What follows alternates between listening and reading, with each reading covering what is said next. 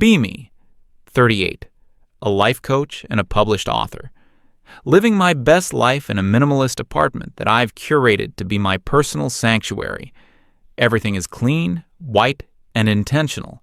No clutter, physical or emotional. I'm a single mom, by choice. Well, technically the divorce was his idea, but I came to see it as a liberation. My daughter, Maya, is 11. She's bright, intuitive, and I've spent her entire life trying to arm her with the tools to navigate a world designed by men, for men. It's a full-time job on top of my actual full-time job. The co-parenting arrangement is the one wrinkle in my otherwise orderly existence. Every other weekend, Maya goes to her father's place. Let's call him Dean. Dean is simple. He runs an auto repair shop, a place that always smells of grease and burnt coffee.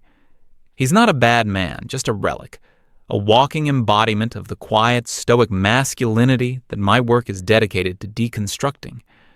Our marriage ended because I evolved, and he stayed the same.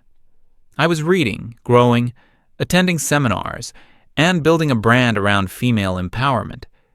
He was content to come home, fix a leaky faucet, and watch sports. We were speaking different languages.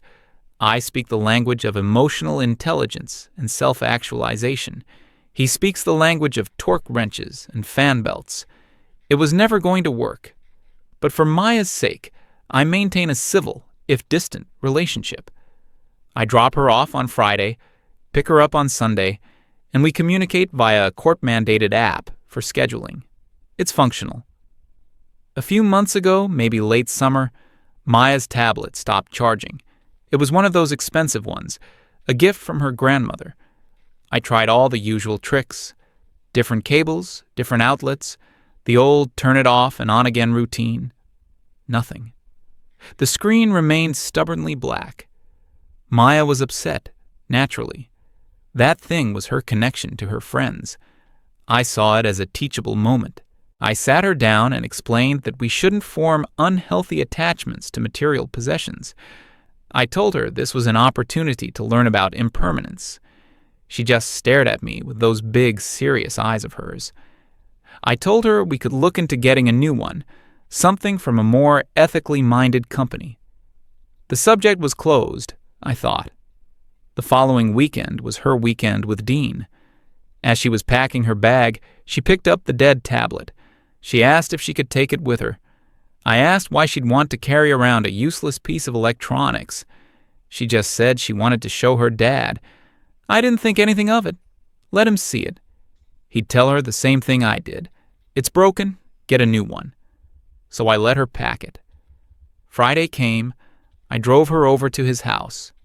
It's a small bungalow on the other side of town, with a detached 2-car garage that serves as his personal workshop.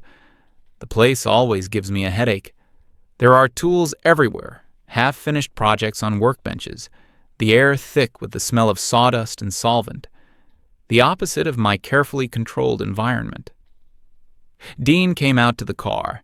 He was wearing his usual uniform of oil-stained jeans and a faded t-shirt. He gave me a polite, non-committal nod. He never was one for words. That was part of the problem. You never knew what he was thinking. Just this. Silence. Maya jumped out and gave him a hug. She always seemed so happy to see him, which I tried to view as a positive thing. She immediately showed him the dead tablet. From the car, I could see him take it, turn it over in his big calloused hands. He squinted at the charging port, then said something to her I couldn't hear. She nodded, and they went inside. I drove away feeling a familiar mix of pity and relief. Pity for him, stuck in his world of physical objects and simple problems. Relief that it wasn't my world anymore. The weekend passed quietly. I worked on a new series of blog posts about dismantling the myth of the male provider. I did some yoga. I drank my green juice. I enjoyed the silence. Sunday evening arrived. Time to retrieve my daughter from the cave. I pulled up to his house right on time. Maya came running out before I could even turn off the engine. She was beaming. In her hands was the tablet, and the screen was on, bright and fully functional. She hopped into the passenger seat, bubbling with excitement. "Dad fixed it. He fixed it." I felt a strange, cold knot forming in my stomach. It wasn't supposed to be fixable.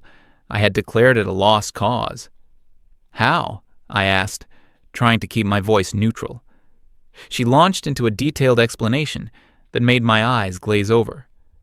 Something about the charging port being bent and one of the solder points coming loose. Apparently, he had a special magnifying glass and some kind of tiny soldering iron. He'd taken the entire thing apart on his workbench. He'd shown her all the little components inside, what each of them did, the processor, the memory, the battery. She said it was like a tiny city. She hadn't just watched him. He had let her help, showing her how to handle the delicate ribbon cables. She was practically vibrating with pride. We drove in silence for a few minutes while I processed this. He hadn't just fixed it. He had turned it into a lesson in his world. He had undermined my teachable moment about letting go and replaced it with his own about brute force repair. I had to frame this correctly. "Well," I said, choosing my words carefully, "it's nice that your father has a little hobby to keep him busy." Maya frowned. "It's not a hobby, Mom. It's what he does. He fixes things." "Yes, I know," I said, "but in a complex society, we have specialists. We support our community by paying trained professionals. It's how a healthy economy functions." I was trying to explain the macro view, to lift her out of the weeds of nuts and bolts. She was quiet for a moment, looking out the window. Then she dropped the bomb, the sentence that would tilt my entire world off its axis. She turned to me, her expression completely serious, and said, "You know, Mom, when I grow up, I want to marry a man like Dad." The car felt like it had suddenly plunged into ice water. My hands tightened on the steering wheel. I could hear the blood pounding in my ears. I must have heard her wrong. "What did you just say?" My voice was thin, sharp. She didn't flinch. "I want a husband who knows how to do things, who can fix stuff when it breaks, instead of just talking about it." Betrayal. It was a physical sensation, hot and sharp, right in the center of my chest. 11 years. 11 years of careful instruction. 11 years of building her up to be an independent woman who would never need to rely on a man for anything. And it was all undone in one weekend, with a tiny screwdriver and a soldering iron. I didn't say another word for the rest of the drive home. The silence in the car was heavy, suffocating. When we got back to the apartment, the pristine white walls felt like they were closing in on me. Maya went to her room, probably to use her newly resurrected toy. I stood in the middle of my living room, shaking with a rage so pure it was almost paralyzing. This was not just a childish comment. This was an act of sabotage. Dean knew exactly what he was doing. This was his way of fighting back, of asserting his primitive worldview into my daughter's mind. He was poisoning her, filling her head with outdated patriarchal nonsense about men being fixers and women being... what? The admirers? The damsels in distress with the broken tablets? I grabbed my phone, my fingers fumbling on the screen. I found his contact and hit call. He answered on the second ring, his voice calm, infuriatingly so. "Jocelyn? What did you do?" I practically spat the words out. "What are you talking about?" "Don't play dumb with me, Dean. You and Maya, the tablet. You think I don't see what you're doing?" There was a pause on the other end. I could hear the faint sound of a television in the background. Probably some stupid sports game.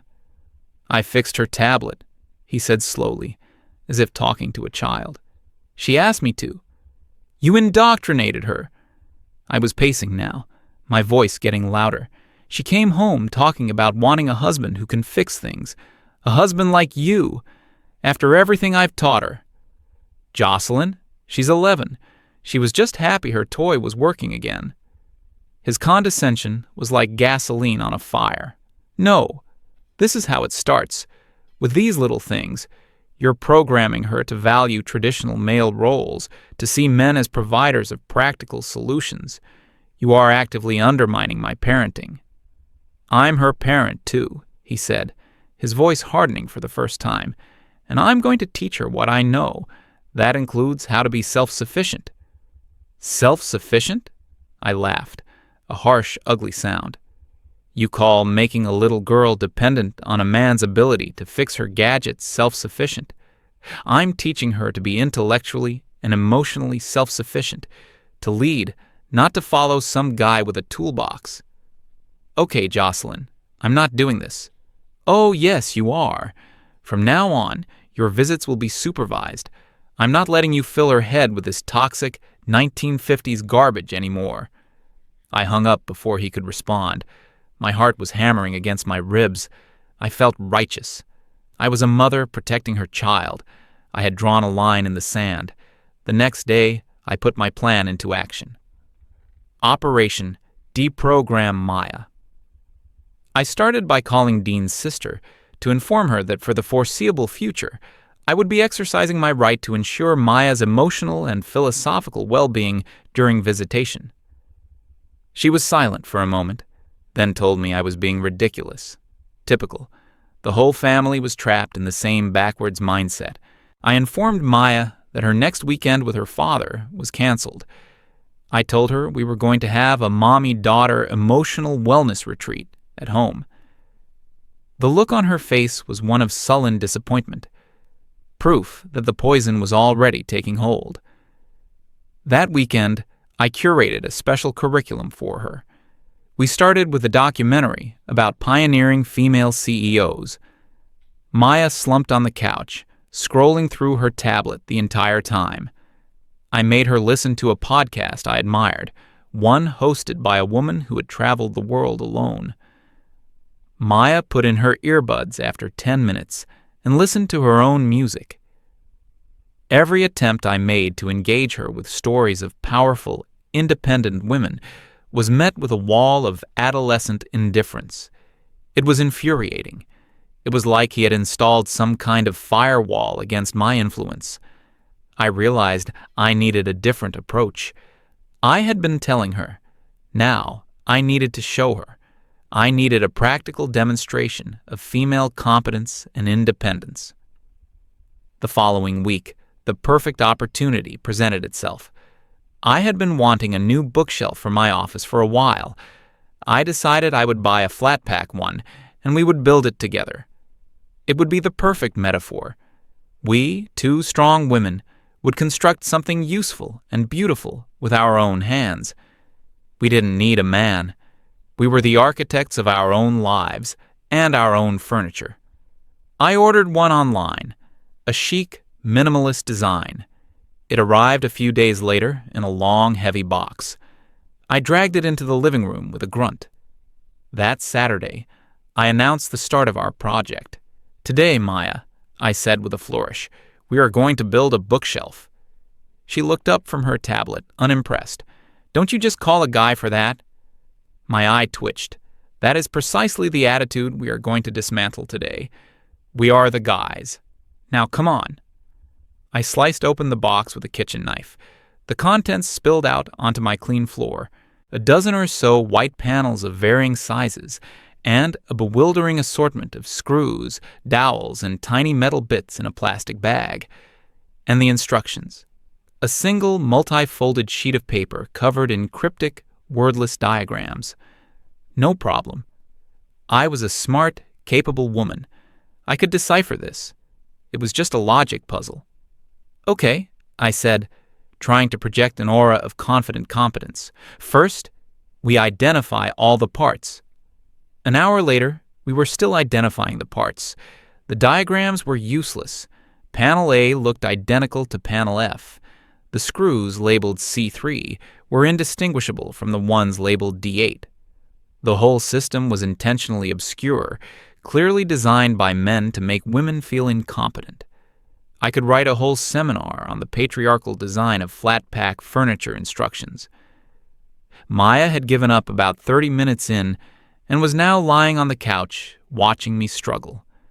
Her silent judgment was worse than any criticism. "Why don't you look at the big picture on the box?" she suggested, not looking up. "Of course, the box?" I studied the picture of the finished bookshelf. Okay, I could visualize it now. I grabbed 2 panels that looked like the sides and tried to attach one of the shelves. I fumbled with a tiny Allen key that seemed designed to inflict maximum pain on human fingers. The screw went in crooked. I tried to force it. The cheap particle board splintered. A small, frustrated sound escaped my lips. "You're supposed to put the little wooden pegs in first," Maya said from the couch. I whipped my head around. "I know that. I was just checking the alignment." I wasn't. I had completely forgotten about the wooden pegs. I spent another hour trying to fit the pieces together. Nothing lined up. The entire structure was wobbly and unstable. My back ached. I had a splinter in my thumb. My pristine living room was a disaster zone of cardboard, plastic wrap, and failed construction.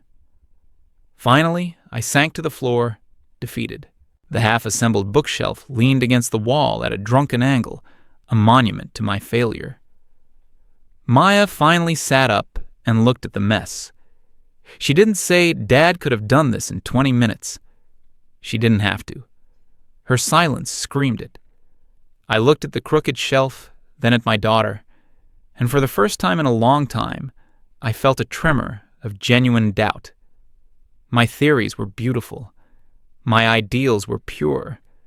But in the real world, the bookshelf was still in pieces, and my daughter was drifting further and further away. The bookshelf sat there for days, a crooked skeleton of failure in my otherwise perfect living room. I eventually paid a handyman to come and assemble it properly while Maya was at school. When she got home, she just looked at it, then looked at me, and said nothing. The silence was an accusation. I tried to regain the offensive. I told her the handyman was a struggling small business owner and that by hiring him, we were participating in community uplift. I used all my best coaching language, leveraging resources, delegating tasks, valuing one's own time. It sounded hollow, even to my own ears. The incident had created a rift between us, a new and dangerous quiet. She was polite but distant. She answered my questions with single words. She spent more and more time in her room with the door closed. My home, my sanctuary, started to feel like a Cold War battleground. I knew I was losing her. I was losing her to his world of simple, tangible things. I had to do something drastic. I decided to attack the problem at its source, her perception of her father. I needed to show her that his brand of masculinity wasn't strong. It was fragile. It was a performance. One evening, a week or so later, I sat down with her on the couch. I tried to make it casual. "You know," I began, "it's interesting how society teaches men that their only value is in what they can do with their hands." Maya didn't look up from her phone. "Huh?" "Your father, for instance. He feels this immense pressure to be the fixer. It's a very restrictive role. I'm sure he's secretly very insecure about it." She finally looked at me, a deep frown on her face. "Dad's not insecure." "Oh, but he is, honey. It's called toxic masculinity. Men are taught to suppress their emotions and express themselves through action because they're afraid of being seen as weak. Fixing things is just a way to avoid feeling things." I was weaving a narrative, trying to reframe her hero as a victim. "Dad feels things," she said, her voice low. "He just doesn't talk about it all the time." "Exactly, because he's been conditioned not to. It's actually very sad. I want you to understand that true strength is emotional vulnerability, not knowing how to use a wrench." She stood up, her jaw set. "You're wrong," she said, her voice trembling slightly. "You just don't like him because he's not like you." She turned and walked to her room, shutting the door firmly behind her. I was left sitting on the couch, stunned. She had never spoken to me like that before. My attempt to expose his weakness had only made her more defensive of him. I had pushed her even further away. The following week was a tense truce. We moved around each other, speaking only when necessary. I was starting to feel a gnawing sense of desperation. I had no idea how to get my daughter back. My theories, my books, my seminars, none of them had a chapter on this. Then came the night that changed everything. It was a Wednesday, I think, sometime in the fall because it was cold and raining outside. I was woken up around 2 a.m. by a noise, a strange rhythmic gushing sound. I got out of bed, my heart starting to beat a little faster. The sound was coming from the hallway. I opened my bedroom door and my bare feet stepped into an inch of ice-cold water. I gasped. The gushing sound was louder now, coming from the main bathroom. I waded through the dark hallway, my mind struggling to catch up. In the bathroom, the scene was chaos. Water was pouring out from the flexible hose connecting the toilet tank to the wall. Not dripping, but gushing out with serious pressure, like a fire hose. The floor was a shallow lake, and the water was already seeping under the door into the rest of the apartment. Panic, cold and sharp, seized me. My first instinct was to grab towels. I threw every towel we owned onto the floor. They were saturated in seconds, useless. The water level was rising. I remembered something about a shut-off valve. I knelt down, plunging my arms into the cold water, fumbling behind the toilet. I found a small wheel-like knob. I tried to turn it. It wouldn't budge. It was corroded, frozen in place. I twisted with all my strength, my fingers slipping on the wet metal. It didn't move a millimeter. Maya appeared in the doorway, her eyes wide with fear. "Mom? What's happening?" "It's okay, honey. It's just a leak. Go back to bed." A blatant lie. This was not a leak. This was a flood. "We should call Dad," she said, her voice steady despite the chaos. My entire body went rigid. No, absolutely not. I would rather let this entire apartment turn into a swimming pool than call him. Calling him would be the ultimate admission of defeat. It would prove him right. It would prove her right. It would validate his entire primitive worldview in one single, humiliating phone call. "We are not calling your father," I snapped, my voice shrill with panic. "I am perfectly capable of handling this." I pulled out my phone, my fingers shaking so badly I could barely unlock it. I wouldn't call him, but I wouldn't be a hypocrite either. I wouldn't try to fix it myself after the bookshelf disaster. I would do what I said a civilized person does. I would call a professional. But it couldn't be just any professional. It had to be the right professional. I frantically typed "female plumber near me" into the search bar. My screen was slick with water. My search results were a mess. Finally, I found one. A promising name. Something like the Goddess Wrench Collective. Their website was all about empowering women in the trades and providing sustainable, eco-friendly plumbing solutions. Perfect. This was perfect. This wasn't just a repair. It was a political statement. I found their emergency number and dialed. A calm, recorded voice answered. "Thank you for calling the Goddess Wrench Collective. Our business hours are from 9 a.m. to 5 p.m., Monday through Friday. If this is an after-hours emergency, please leave a detailed message, and one of our technicians will get back to you at the start of the next business day."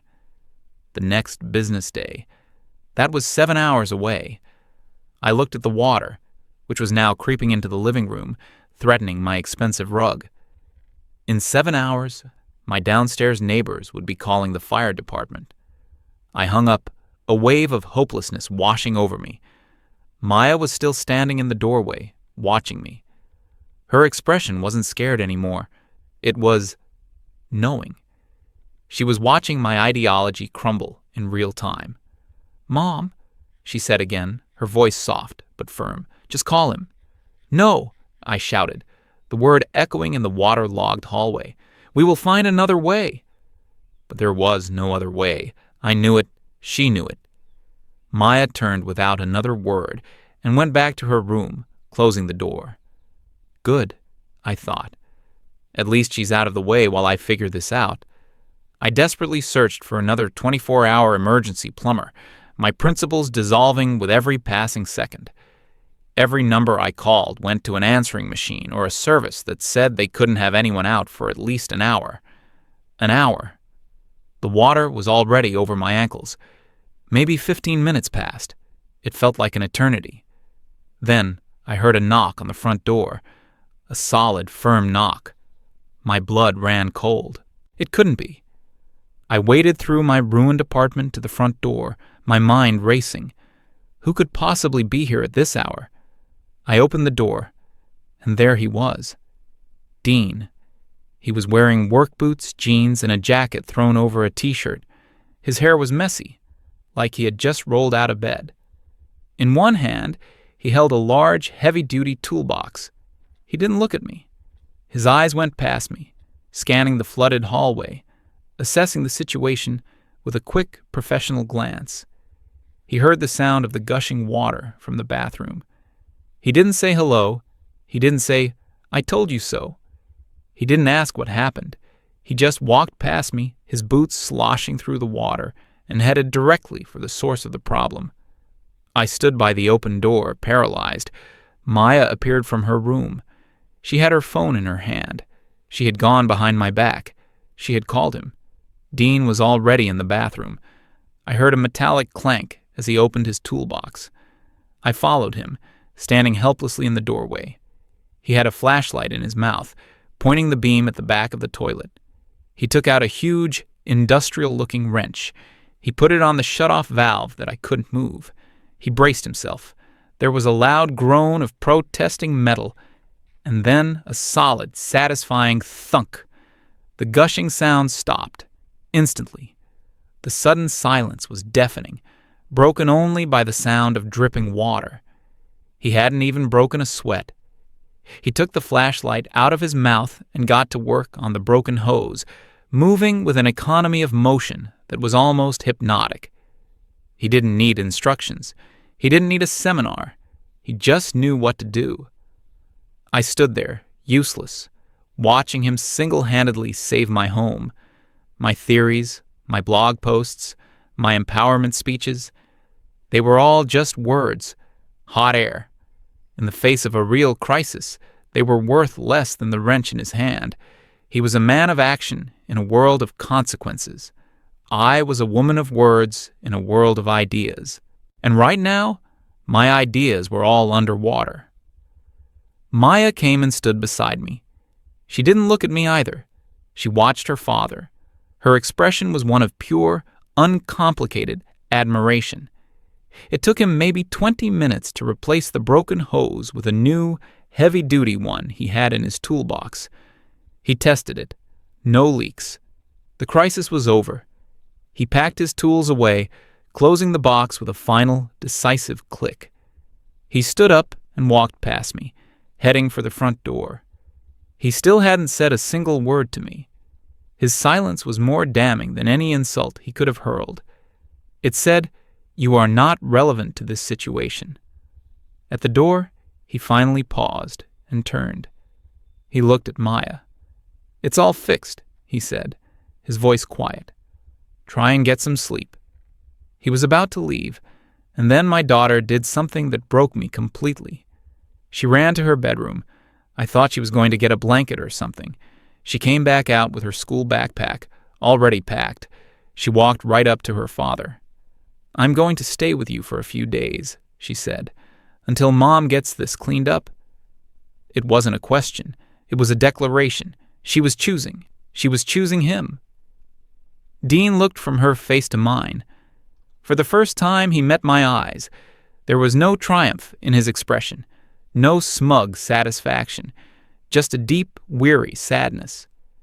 He nodded once, then put his hand on Maya's shoulder. Together, they walked out the door. It clicked shut behind them, leaving me alone. I stood there in the middle of my dark, silent, flooded apartment. My beautiful, minimalist sanctuary was a ruin, and I was completely, utterly alone. The only sound was the slow, steady drip of water from the ceiling. A sound like a clock, ticking away the moments of my spectacular, self-inflicted defeat.